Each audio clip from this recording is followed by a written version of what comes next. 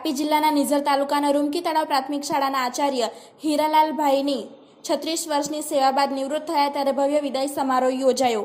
તાપી જિલ્લાના નિઝર તાલુકાના રૂમકી તળાવ પ્રાથમિક શાળાના લોકપ્રિય આચાર્ય હીરાલાલભાઈ 36 વર્ષની લાંબી અને નિષ્ઠાવાન સેવા બાદ વય નિવૃત્ત થયા। તેમના સેવાકાળ દરમિયાન તેમણે પોતાના વતન રૂમકી તળાવ ગામના અનેક નાના બાળકોને માત્ર શિક્ષણ જ નહીં પરંતુ સારા સંસ્કારોનું પણ સિંચન કર્યું અને તેમના ઉજ્જવળ ભવિષ્યનો પાયો નાખવામાં મહત્વની ભૂમિકા ભજવી છે।